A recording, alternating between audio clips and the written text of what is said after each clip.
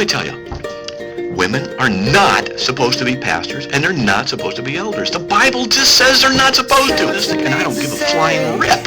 Who cares? That's what the Word says. The Protestant church, it's in bad shape. Say what you need to say. Say what you need to say. Say what you need to say. Say what you need to say.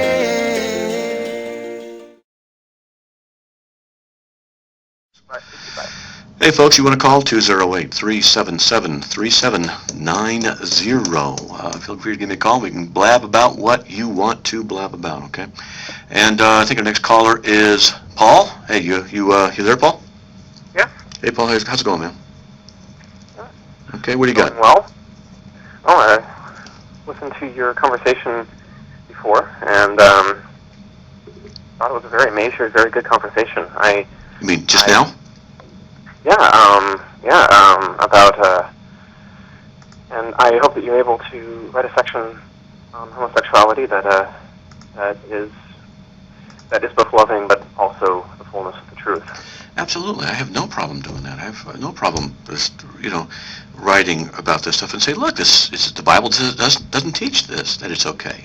And that's it. I would be doing them a disservice if I were to just say, hey, it's okay. I'm not going to do that. Can't do it. I won't do it. Okay? Absolutely.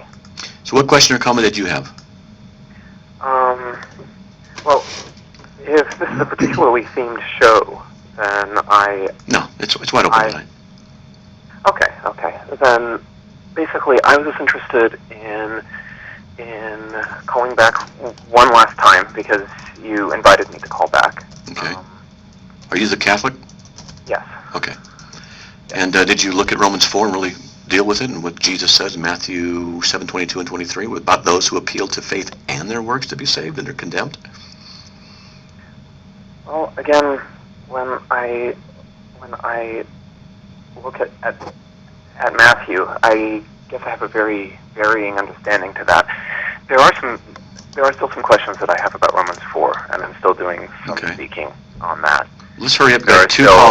We have two other callers hanging, so let's get through it and going to get to it. Okay. All right. Well, for the most part, I just wanted to just wrap up our conversation to thank you for your time and for giving me 3 really good questions that I can take to the priests and the teachers of the seminary in Columbus. Well, when you ask them, see if they actually answer the questions. You might not realize that they will not answer the question. They will appear to answer the question. It's very often the case. I'll ask questions of people and they'll give me an answer.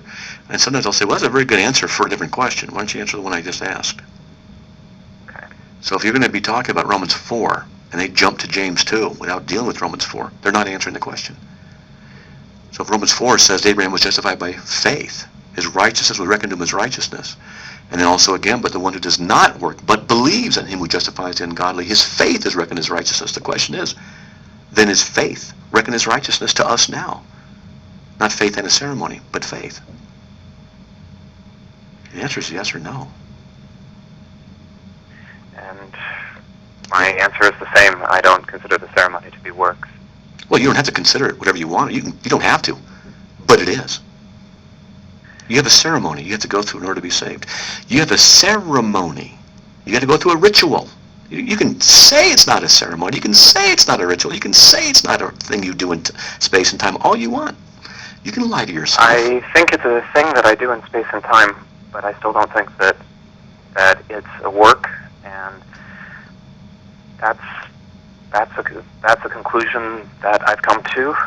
Well, you're mistaken. In good faith, after thinking about it, I think that you're mistaken. So then we're not, excuse me, then we're not justified by faith, are we? I think that we are justified by faith which works in love. Wait a minute, by faith. Does it say there by faith that works in love, or does it say by faith? I think that that works in love is very much implied. actually. Okay, what does it say? And that's for the consistency in the rest of Scripture. Okay, what does it say, though?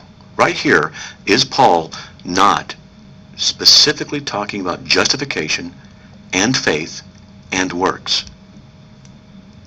Absolutely, absolutely. Yeah. And so, does he combine faith and works here at all, in any way? I think that he is distinguishing between faith and works of the law. Okay. So I would say that baptism is not of the works of the law of which he is referring. How could he do that when he says Abraham was justified by faith before circumcision, before the institution of the law? Because circumcision is not baptism. Circumcision is baptism. Romans chapter 2, verses 28, 29. Colossians 2, 13, 14. You have been circumcised with a circumcision made without hands, having been buried with him in baptism. Well, but then again, you still have circumcision without hands, which would suggest a type of metaphor, because it's not literally a circumcision. Circumcision would mean a particular act. Circumcision is a covenant sign of the Abrahamic covenant. Absolutely. God always has covenant signs. Did this covenant sign save Abraham? The answer is obviously no, because he was justified before any covenant sign. Is baptism a covenant sign? I would say that baptism is an actual sacrament. It is very different from the type of covenant sign of circumcision. I would say it is of a completely different character. Then why is it Paul equates them together in Colossians 2? I would say that if we are to move to Colossians 2 from Romans 4, if we are to leave Romans 4 and just take a look at what Paul says about circumcision and baptism. I mean, he does say it. He wrote Romans. He wrote Colossians. Yeah. And like I said, if we leave Romans 4 and go to Colossians just for a short time, maybe linking it later, I would say that baptism is a sign. So it is like circumcision in that sense. It is a circumcision made without hands. Uh-huh. But baptism is a sign that is also what it indicates, and therefore confers grace.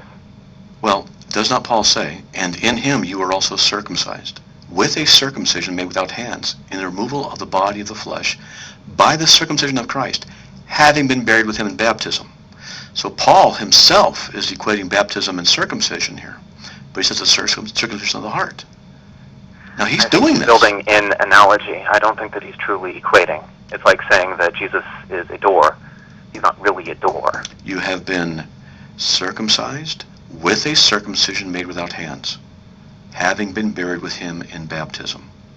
Absolutely, absolutely. But then to say that baptism is identical to circumcision, it doesn't even make any logical sense to say that that's identical to circumcision. But I didn't.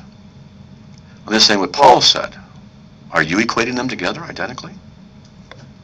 I'm hoping that you're not, actually. I don't think that baptism and circumcision are identical. Well, they're not, but they are covenant signs. But notice that Paul says that Abraham was justified by faith, and it was while he was not circumcised. No ritual, no covenant sign, nothing, just faith. And you deny that. I think that faith is a broader thing than you think it is. I don't deny that. You're lost. You deny justification by grace of faith. You have justification. No, you do. You do. Well, I say this with as much friendship as I know that you say that I'm lost to me. Mm-hmm. I really do think that you are accepting a heretical view, and I do think that I do think that you're very, very seriously risking the damnation of your soul.